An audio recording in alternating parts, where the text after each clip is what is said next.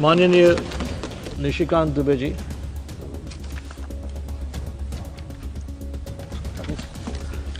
धन्यवाद सभापति महोदय।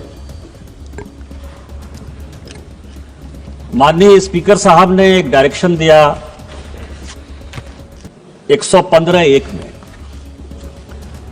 और ये कहा सभापति महोदय लीडर ऑफ द अपोजिशन को कि जब आप कोई चीज बोल रहे हैं तो उसको ऑथेंटिकेट करिए। और उनके 6 ऐसे पॉइंट हैं राष्ट्रपति अभिभाषण में जिसके समर्थन में मैं बोलने के लिए खड़ा हुआ हूं, जिसमें मुझे लगता है कि इस पूरे पार्लियामेंट का जो एक उद्देश्य है बनने का, जो कॉल एंड सकदर कहता है कि लीडर ऑफ द अपोजिशन वैसा होना चाहिए जिसको पार्लियामेंट्री स्किल के बारे में, रूल के बारे में, कंट्री के बारे में, देश के प्रधानमंत्री के बारे में, देश की स्वतंत्रता के बारे में, सॉवरेनिटी के बारे में पूरी जानकारी होनी चाहिए। और मैं बड़े ही दुखी मन से यह बात बोलने जा रहा हूं कि वर्षों बाद ये चौथा मेरा टर्म है।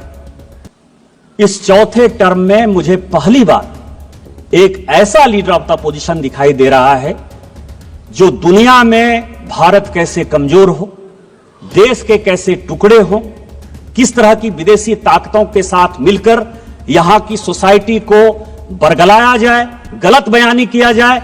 और इस पार्लियामेंट में 105 जो हमको मिला हुआ अधिकार आर्टिकल 105 में फ्री एंड फेयर डिस्कशन का, उस फोरम का मिसयूज करके पूरे देश को गुमराह किया जाए। इसीलिए आपके माध्यम से मेरा विपक्ष के नेता पर आरोप भी है और उनको चैलेंज भी है और आपसे आग्रह भी है सभापति महोदय कि मैं जितनी बातें कह रहा हूं उस सबको मैं ऑथेंटिकेट करूंगा। और यदि राहुल गांधी जी में, लीडर ऑफ द अपोजिशन में हिम्मत है तो वो सारी बातों को ऑथेंटिकेट करें, नहीं तो वो फ्लोर ऑफ द हाउस इस्तीफा दें। सबसे पहला सवाल उन्होंने 6 ऐसे पॉइंट के, मैं 6 विषय पर जो है आपके सामने और पूरे देश को ये बताना चाहता हूं। सबसे पहले उन्होंने कहा कि this phone is not made in India, this phone is assembled in India. और ऐसे करके जो है उन्होंने फोन दिखाया सर, ये फोन ऐसे दिखाया सर। अब आप समझिए सर, अपने दिल से जानिए पराये दिल का हाल। कांग्रेस ने इस देश को किस तरह से विदेशियों के हाथ गिरवी रख दिया, यह मैं कहानी बताना चाहता हूं। यह मैं पेपर लेकर आया हूं सभापति महोदय। यह ITA 1 जब चिदंबरम इस देश के वित्त मंत्री थे, चिदंबरम जी इस देश के कॉमर्स मिनिस्टर थे, 96-97 में इंटरनेशनल टेलीकॉम एग्रीमेंट ITA 1, यह पूरे देश को जानने का सवाल है। ITA 1 में उस वक्त केवल 14 कंट्री सिग्नेटरी थे, पूरी दुनिया में 195 कंट्री है। चाइना उस सिग्नेटरी नहीं था, उसका पार्ट नहीं था। लेकिन इस देश को बेचने के लिए जो सॉफ्टवेयर, हार्डवेयर, इलेक्ट्रॉनिक्स, टॉयज, ये सब जो पूरी दुनिया में बनाते थे मैन्युफैक्चरर, यूरोपियन यूनियन के दबाव में इस सरकार ने और उस तत्कालीन वित्त मंत्री ने पैसे लेकर उस एग्रीमेंट को साइन कर लिया। और क्या साइन कर लिया ITA 1? कहा कि कोई भी कंपोनेंट आप लेकर आ जाओ, कोई भी कंपोनेंट हार्डवेयर का, इलेक्ट्रॉनिक का, टॉय का, कोई भी लेकर आ जाओ, 0% ड्यूटी लगेगी, 0% ड्यूटी। और जब आप वो एग्रीमेंट साइन कर लिए, धीरे धीरे करके सभी चीजों पर 0% ड्यूटी हो गई। टॉय पर हम नंबर 1 हुआ करते थे, खिलौने सभी चाइनीज आ गए। जो ये मोबाइल है, ये मोबाइल चाइनीज आ गया, इसके जो इक्विपमेंट है वो चाइनीज आ गए। आपने जब देश को बेच दिया, संजोग से ये पीयूष गोयल जी आ गए, कॉमर्स मिनिस्टर हैं, तो रोपा पेड़ बबूल का आम कहां से हो? आपने देश को बेच दिया, गिरवी रख दिया। 2014 के बाद जब इस देश में माननीय प्रधानमंत्री बने, उन्होंने कहा मेक इन इंडिया को आगे करेंगे, हमारे देश में मैन्युफैक्चरिंग सेक्टर आगे जाएगा। सारी टेलीकॉम कंपनियों को उन्होंने कहा आसो असेंबलिंग हो रही है। और पीयूष गोयल जी मुझसे ज्यादा बोलेंगे कि 2015 में जब ITA 2 आया कि इसको साइन करना है, तो माननीय पीयूष गोयल जी ने जाकर, इस सरकार ने जाकर माननीय प्रधानमंत्री जी के आदेश पर ITA 2 का सदस्य आज तक हम नहीं बने। और यही कारण है कि हम आज इस मोबाइल के नंबर 1 मैन्युफैक्चरर है। आप ऑथेंटिकेट करो। आप एआई की बात कर रहे हो, आप प्रधानमंत्री को मैन्युफैक्चरिंग समझा रहे हो, प्रोडक्शन समझा रहे हो, कंज्यूमर समझा रहे हो। आपने जो देश को गिरवी रखा, आपने जो देश को बेचा, यदि आपके पास प्रमाण है कि माननीय प्रधानमंत्री जी ने यहां के मैन्युफैक्चरिंग सेक्टर को नहीं बढ़ाया, चाइना को उन्होंने बैन नहीं किया, आज चाइना को कंपटीशन यदि हम नहीं दे रहे हैं, तो आप ऑथेंटिकेट करो, नहीं तो आप देश से माफी मांगो कि आपने माननीय प्रधानमंत्री जी के इमेज को खराब किया। दूसरा बॉर्डर का सवाल है। फिर मैं कहूंगा सर, मैं कई एक किताब कोट करके आया हूं। उन्होंने कहा बॉर्डर में चाइना जो है लेके चला गया। वैसे राजीव रंजन सिंह जी मुझे बहुत कह रहे थे कि चौकीदार वाला बात कहा और सुप्रीम कोर्ट के जजमेंट से जो है भाग गया। ऐसे ही भगौड़ा है, झूठ बोलने की आदत है, कभी झूठ बोल दिया और कहीं दबाव आ गया तो वापस ले जाते हैं। लेकिन इस देश के बॉर्डर और सैनिकों के लिए बहुत इंपॉर्टेंट बात है। क्या बात कहा उन्होंने सर कि माननीय प्रधानमंत्री जी, जिनके पीछे वो तीसरी बार देश के प्रधानमंत्री बने, 140 करोड़ लोगों का जो विश्वास है वो माननीय प्रधानमंत्री पर है, इसीलिए तीसरी बार उनको प्रधानमंत्री बनाया। दुनिया के फोरम पर जब वो जाते हैं तो आज दुनिया में चाहे रूस यूक्रेन वार हो रहा हो, चाहे यूरोपियन यूनियन में परेशानी हो रही हो, चाहे इजराइल में परेशानी हो रही हो, फिलिस्तीन में परेशानी हो रही हो, पूरी दुनिया भारत की तरफ देखती है। लेकिन ये किसने पैदा किया? मैं लेकर आया हूं सर आचार्य कृपलानी। सभी को जानने वाला सवाल है। आचार्य कृपलानी कांग्रेस के बड़े नेता थे। उनकी वाइफ सुचेता कृपलानी जो है उत्तर प्रदेश की मुख्यमंत्री भी बनी। कांग्रेस पार्टी से आचार्य कृपलानी ने इस्तीफा क्यों दिया? यह देश को जानने वाला सवाल है। जब पंचशील के समझौते पर, हिंदी चीनी भाई भाई के नाम पर, जब नेहरू ने पंचशील एग्रीमेंट साइन करने का विचार किया तो आचार्य कृपलानी ने कांग्रेस में उनका विरोध किया। उन्होंने कहा आप देश को बेच रहे हो, आप तिब्बत को उसके साथ जाने के लिए मजबूर कर रहे हो, आप हमारे ऊपर एक दुश्मन को पैदा कर रहे हो और यह चलने वाला नहीं है और एक दिन चाइना हमारे ऊपर अटैक करेगा। इस गांधी परिवार ने नेहरू जी के नेतृत्व में आचार्य कृपलानी को ही कांग्रेस से बाहर कर दिया। इतनी ही बात नहीं, जब इन्होंने यह बात कही कि प्रधानमंत्री जी कुछ बोलते हैं और जो आर्मी के चीफ हैं या सेना के जो जवान हैं वो अलग बात बोलते हैं, मैं कोट कर रहा हूं सर, उस वक्त के जो एयर मार्शल थे, फील्ड मार्शल थे रॉबर्ट्स, उसने कहा पंचशील के इस सिद्धांत के बाद चाइना हमारे ऊपर अटैक करेगा और हमारी आर्मी इतनी मजबूत नहीं है कि हम उसका मुकाबला कर पाए। जब यह स्टेटमेंट बाहर आया, इसी फ्लोर पर नेहरू जी ने कहा कि आर्मी के जो लोग हैं वो गलत बयानी कर रहे हैं, मुझे अपने देश पर भरोसा है और मेरे पास इतनी सेना की ताकत है कि हम किसी भी देश का मुकाबला कर सकते हैं, चाइना क्या बात है। यह मैं उनका स्टेटमेंट 1960 का इसी फ्लोर ऑफ द हाउस पर जो है उन्होंने दिया है, उसको मैं कोट कर रहा हूं। और 61 में जब करियप्पा जी रिटायर हो रहे थे, फील्ड मार्शल करियप्पा बड़े फील्ड मार्शल थे, तो उन्होंने कहा कि मुझे फक्र इस बात का है कि मैं सैनिकों को मरते हुए नहीं देख पाया, उसके पहले ही मैं रिटायर हो रहा हूं। और जो 62 में हुआ यह पूरी दुनिया जानती। और उसके बाद क्या हुआ? लगातार हम चाइना के साथ बॉर्डर डिस्प्यूट में लगे हुए हैं। और मैं एक पेपर लेकर आया हूं सर कि 1981 में राहुल गांधी जी की दादी इंदिरा गांधी जी ने एक एग्रीमेंट साइन किया और उस एग्रीमेंट को साइन किया उस वक्त के चाइना के जो वित्त मंत्री थे, फॉरेन मिनिस्टर थे, आर्मी डिफेंस मिनिस्टर थे, हुआंग हुआ और इंदिरा गांधी के बीच में 1981 में समझौता हुआ। 1981 से लेकर 1987 तक जब इनके पिताजी भी बन गए इस देश के प्रधानमंत्री, 8 बार चाइना के साथ बायलैटरल हमने जमीन के लिए, बॉर्डर के लिए लगातार मीटिंग की, जो फेल हुआ। यदि चाइना ने नेहरू जी के समय जमीन नहीं लिया था तो इंदिरा गांधी ने वो कमेटी क्यों बनाई? राजीव गांधी ने वो कमेटी क्यों बनाई? 8 बार आपने उसकी 81 से लेकर 87 तक मीटिंग क्यों की? आप चाइना को पूरा का पूरा अक्साई चीन से लेकर पाकिस्तान जो आपने बनाया उस पर नहीं जाता। आपने सेना को घुसने दिया, आप लद्दाख तक पहुंच गए, आप अरुणाचल तक पहुंच गए, आपने तिब्बत को देकर हमारे माथे पर चाइना को बैठा दिया। आज माननीय प्रधानमंत्री जी के कारण एक बॉर्डर का डिस्प्यूट रिजॉल्व होता हुआ नजर आ रहा है। माननीय जयशंकर जी ने यही बयान दिया कि वो हमारे साथ बायलैटरल टॉक में है और जहां जो लाइन ऑफ एक्चुअल कंट्रोल था वहां पर दोनों सेना चली गई है। इस प्रधानमंत्री जी के जिस मजबूती के कारण चाइना आज पूरी दुनिया में परेशान नजर आ रहा है, आप जो है उस प्रधानमंत्री जी को प्रेज करने के बदले, पूरे देश में उनकी वाहवाही करने के बदले अपने चाहे नेहरू का समस्या हो, चाहे इंदिरा जी का समस्या हो, चाहे राजीव गांधी का समस्या हो, उस समस्या को जो है चूंकि आप रिजॉल्व नहीं कर पाए, आपने चाइना को माथे पर बैठा दिया। आज माननीय प्रधानमंत्री जी उसको रिजॉल्व कर देंगे तो आपका सारा विषय खत्म हो जाएगा, क्योंकि चाइना के साथ आपका एग्रीमेंट है। चाइनीज कम्युनिस्ट पार्टी के साथ कांग्रेस पार्टी ने क्या एग्रीमेंट किया है आज तक पूरी दुनिया को नहीं पता है। तो चाइना के एजेंट के तौर पर जो आप बैठे हुए हो, इस कारण से माननीय प्रधानमंत्री जी को बदनाम करने के लिए, देश को गुमराह करने के लिए बात कर रहे हो। आप on the floor of the house माफी मांगो और ऑथेंटिकेट करो इन चीजों को।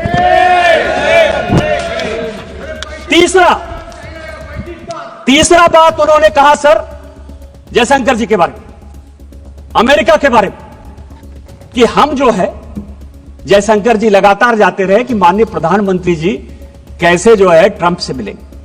आर्टिफिशियल इंटेलिजेंस की बात करते हो, कंप्यूटर की बात के 100वां साल जो है हम लोग अटल जी का बना रहे हैं। आपने अटल जी को भी कोट किया, मैं उनका बयान लेकर आ रहा हूं। उन्होंने क्या कहा सर?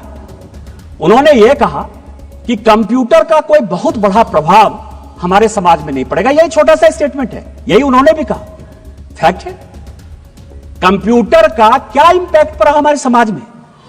आज अमेरिका में भी सॉफ्टवेयर में भारत के लोग ही तो मजबूत है ना, हमारा ही स्किल पावर जो है पूरी दुनिया में आगे है ना। यही बात तो कहा उन्होंने, इससे रोजगार नहीं जाएगा, इससे रोजगार बढ़ेगा। आप उस जीवमृतात्मा देश के ऐसे प्रधानमंत्री जिनके बारे में आज भी पूरी दुनिया गर्व करती है और हम गर्व करते हैं कि भारतीय जनता पार्टी के वो प्रधानमंत्री थे, आप उनको भी नहीं छोड़ते हो। आज आर्टिफिशियल इंटेलिजेंस की आप बात करते हो। माननीय प्रधानमंत्री जी जब फरवरी में जा रहे हैं, कंप्यूटर हमारे यहां सभापति महोदय 1987-88 में आया, अमेरिका में कंप्यूटर 1960 के दशक में आया, यूके में कंप्यूटर 1960 के दशक में आया। 30 साल बाद तो आप कंप्यूटर ला पाए। कोरोना के वैक्सीन में भी माननीय प्रधानमंत्री जी ने दुनिया को दिखाया कि हम दुनिया के साथ कंधे से कंधा मिलाकर वैक्सीन बना सकते हैं, और हमने बनाया। और आज आर्टिफिशियल इंटेलिजेंस पर भी माननीय प्रधानमंत्री जी ने पूरी दुनिया को दिखाया कि जितना आप आगे होने की बात करते हो उससे ज्यादा हम हैं। और अभी माननीय प्रधानमंत्री जी के कहने पर अश्विनी वैष्णव जी कहा है कि जो चाइना का डीप सेक है उसको हम 6 महीने के अंदर समाप्त कर देंगे और हम उससे बढ़िया आर्टिफिशियल इंटेलिजेंस बनाएंगे। डाटा हमारे पास है, मैन्युफैक्चरिंग हमारे पास है, बुद्धि हमारे पास है। लेकिन आप क्या कर रहे हो कि अमेरिका में जयशंकर जी गए।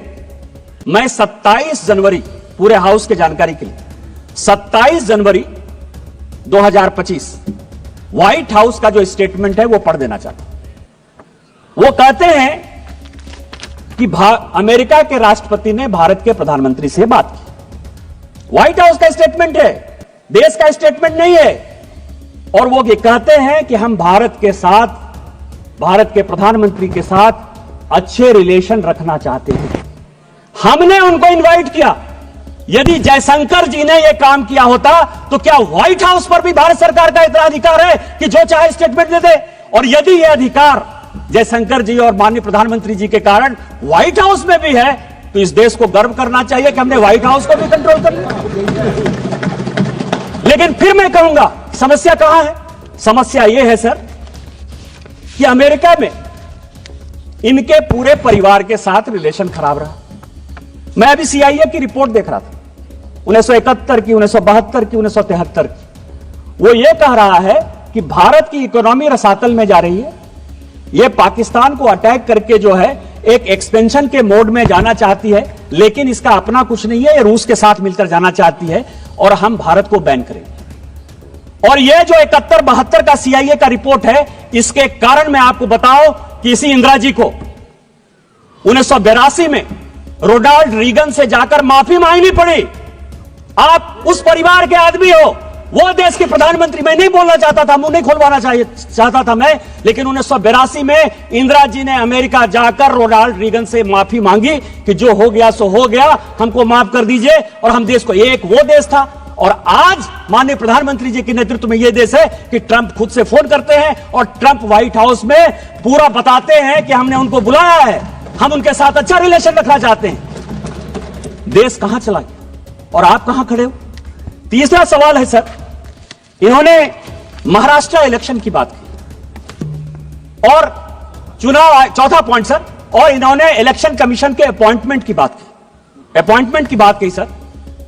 सुप्रीम कोर्ट का जजमेंट मैंने देखा, सुप्रीम कोर्ट के जजमेंट ने कहा कि जो इलेक्शन कमीशन का जो अपॉइंटमेंट है वो ट्रांसपेरेंट नहीं है।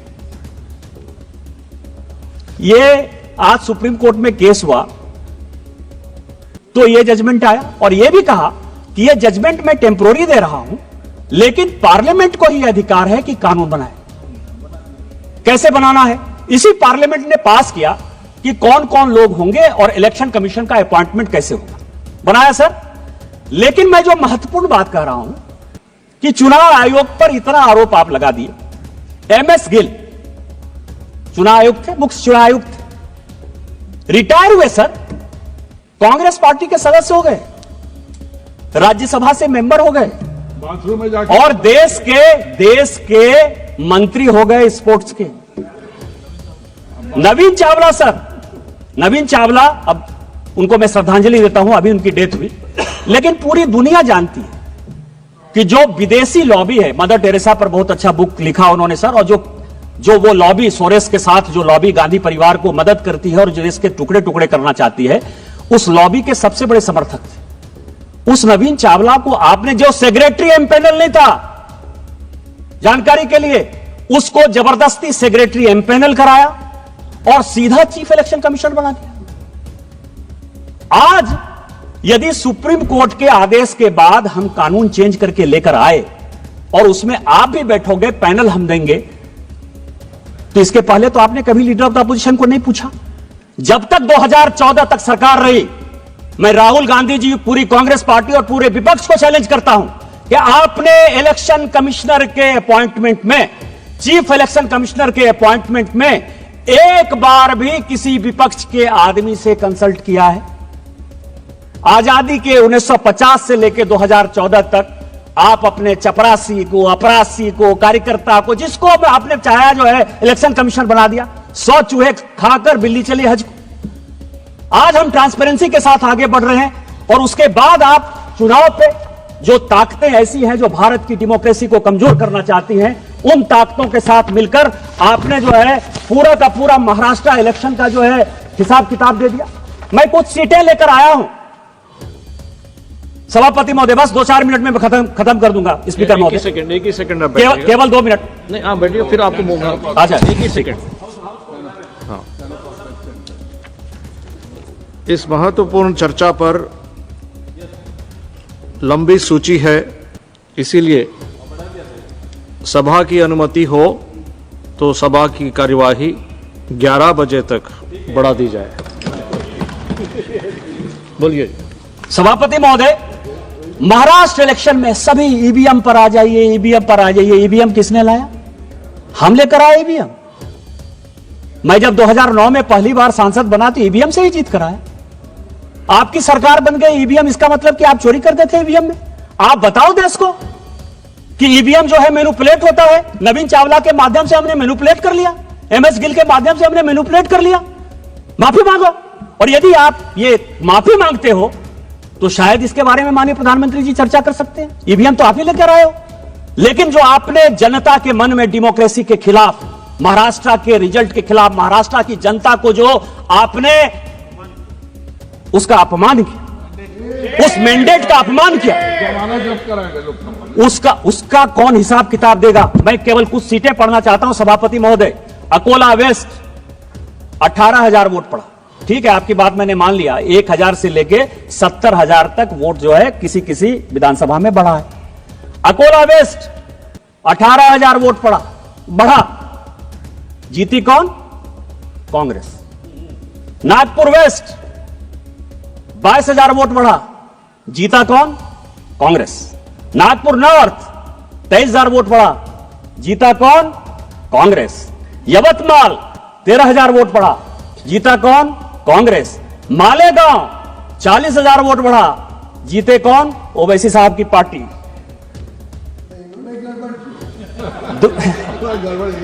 धानुआ 17,000 वोट बढ़ा, सीपीएम। भिवंडी 40,000 वोट बढ़ा, समाजवादी पार्टी। और मुंबई नॉर्थ 41,000 वोट बढ़ा, NCP Sharad Pawar. Kindly conclude sir. आप ये समझें, ये विधानसभा वाइज सभी पॉलिटिकल पार्टी चुनाव जीती है सर। आप किस तरह की बातें करते हो? हम लोकसभा में वहां कम सीटें लाए तो उछलने लगे कि जनता आपके खिलाफ है। और आज जो है, जब हम जीत गए तो आप जो है जनता को गुमराह कर रहे हो, इस डेमोक्रेसी के खिलाफ, इलेक्शन कमीशन के खिलाफ। और जो टुकड़े टुकड़े गैंग के आप सरदार हो, उस टुकड़े टुकड़े गैंग में इस देश को टुकड़े टुकड़े करने की जो साजिश है वो आप कर रहे हो। आप ऑथेंटिकेट करो कि आपने जो है गलती की और आप जो है गलत बात बोल रहे हो। इसके बाद सर लास्ट पॉइंट एक और बस अंतिम पॉइंट सर, कि जातिगत जनगणना हो, ओबीसी को अधिकार मिले, एससी को अधिकार मिले, एसटी को अधिकार मिले, इससे कोई भी आदमी परहेज नहीं करता है। उस तेलंगाना का ही जो जनगणना आया है हाउस के लिए, 54% पर जो माननीय प्रधानमंत्री जी ने यहां कहा, और यह देश को जानने वाला सवाल है, खासकर पिछड़ों को और अति पिछड़ों को जानने का सवाल है। इस देश में 27% रिजर्वेशन इसलिए मिला है कि ओबीसी का पॉपुलेशन 54%। आज जो तेलंगाना की रिपोर्ट आई, जो आपका भी राज्य बगल का पड़ोसी राज्य है सर, वो कह रहा है कि 46% ओबीसी। क्या होगा? और उसमें क्या कर रहे हैं? वो मुसलमानों को जोड़ दे रहे हैं। ओबीसी में वो मुसलमानों को जोड़ रहे हैं। माननीय प्रधानमंत्री जी ने कहा है कि जब तक मैं इस देश का प्रधानमंत्री हूं और भारतीय जनता पार्टी का एक भी कार्यकर्ता है, वो ओबीसी के आरक्षण को बैकडोर से कभी भी मुसलमानों के पास नहीं जाने देगा। ये जो वोट बैंक की राजनीति है, इस वोट बैंक की राजनीति यही करने के लिए प्रेरित कर रही है। पिछड़ा, जिस पिछड़े की बात कर रहे हो, उस पिछड़े का सबसे बड़ा नेतृत्व करता माननीय प्रधानमंत्री खुद सामने बैठे। ये आपको दिखाई नहीं दिया कि ओबीसी इस देश का प्रधानमंत्री है? अरे उस आदमी को तो मनमोहन सिंह जी की अभी डेथ हुई है ललन जी, उनको वो भी नहीं दिखाया कि माइनॉरिटी के आधार पर 10 साल मनमोहन सिंह जी एक माइनॉरिटी इस देश के प्रधानमंत्री थे। द्रौपदी मुर्मू शेड्यूल ट्राइब महिला इस देश की राष्ट्रपति हैं। रामनाथ कोविंद शेड्यूल कास्ट इस देश के राष्ट्रपति हुए। आप किस तरह की बातें करते हो? आप बिजनेसमैन की बात करते हो। आज ही बड़ा बड़ा अखबार में तुलसी तांती का जो है एड छपा है। तुलसी तांती कौन है? शेड्यूल कास्ट नहीं है, टाटा माइनॉरिटी नहीं है, पारसी नहीं है, अडानी जी जैन नहीं है, वेदांता के अनिल अग्रवाल साहब जो है वो ओबीसी नहीं है, क्योंकि हमारे राज्य से आते हैं, वहां तो मारवाड़ी भी ओबीसी है। किस तरह की बातें कर रहे हैं?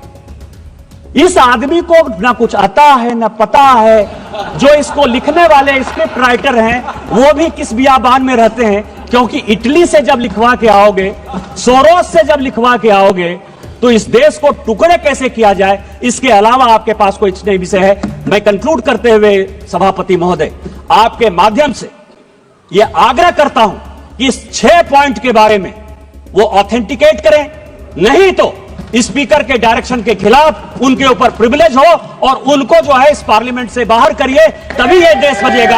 आपने मुझे मौका दिया। इन्हीं शब्दों के साथ जय हिंद, जय भारत।